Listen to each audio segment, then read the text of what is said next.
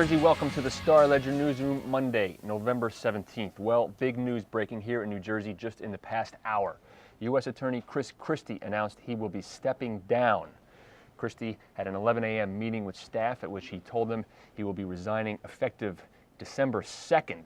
Christie, a Republican, is considered a GOP frontrunner for the nomination for next year's governor's race.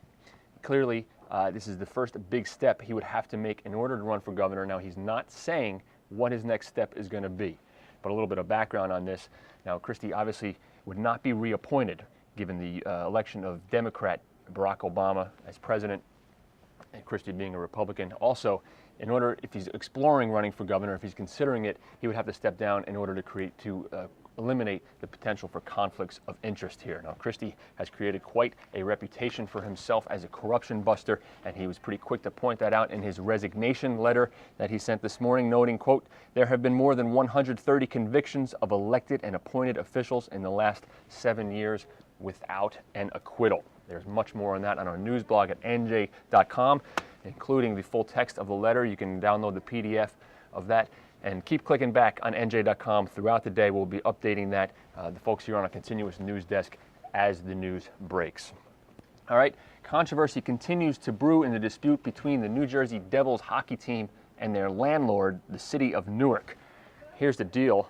The city spent $220 million. Other public agencies spent $85 million to build the Prudential Center Arena, the Devils' home. The Devils pitched in $156 million and promised to pay $2 million a year in rent, and a host of other promises like a community center, public use of the ice rink.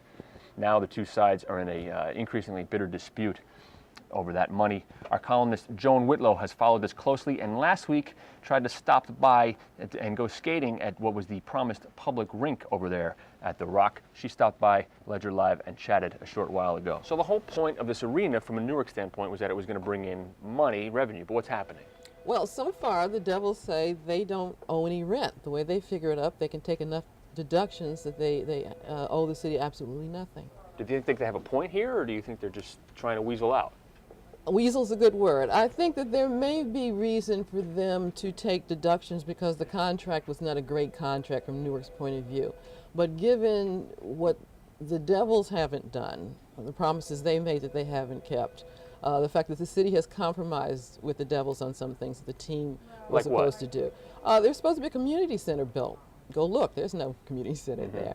And now the city is saying that, the Devils didn't pay sewer connection fees. There are businesses, viable businesses. Newark used to have the biggest pom-pom maker in the country located here, a very viable business that has moved to Pennsylvania to make room for this arena, and that business claims the Devils never paid what they were supposed to pay in relocation fees. He got money to leave, and now he's suing as well, isn't he, the pom-pom maker?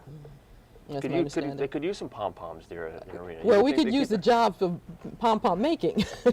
There's other things, too, besides just the money here. Now, you talked about the community center and also the practice rink over there, too. It's supposed to be open to the public, too, right? Well, the practice rink, and I bought socks to go skating, but there's no skating for the general public yet. But it's coming, they tell me, maybe next month. But this practice rink was supposed to be like Newark's version of Rockefeller Center, where people could get to stand on the sidewalk and watch, professionals practice, so you get a taste of pro hockey for free. And now I heard you went over there and you saw the blinds were up. The blinds are up, but they were not up before you wrote your column on Friday. No, whenever I've been there, you have to peek to get a view of the elusive, red-chested hockey player in his practice environment.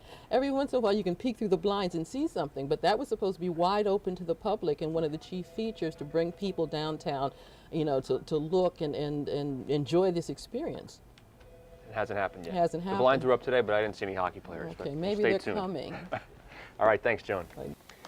Besides the backroom deals common to New Jersey politics, not a lot of things are still done the way they were done 100 or 200 years ago.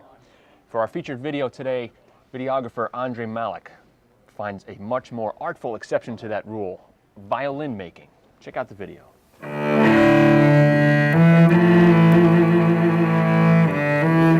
Before you can hear this, you have to hear this. These are the skilled hands of violin maker Alejandro Basilar, or Alex, as he is commonly known. I do this kind of work because I love to do it. For many years, I made a living as a professional cellist, and I played with numerous chamber groups and orchestras. But over the years, as I became more and more involved with the violin making and restoration and bow making and bow restoration, eventually that took the time away from my music. The process of violin making begins with the right wood. Makers usually take great pride in their wood because this is what will eventually help to determine the quality of their instruments. A mold acts as a template to help Alex form the precise shape of the instrument. After I finish shaping the back, I will detach it and then I will take the size out of the mold. Varnish determines the aesthetic look as well as help protect the wood. When I'm working on the varnish, I try to pretend that I am an artist working on my canvas and I am trying to create something beautiful. But the most beautiful part of these instruments is the sound they create. While much of Alex's focus is building and restoring, he still manages to play.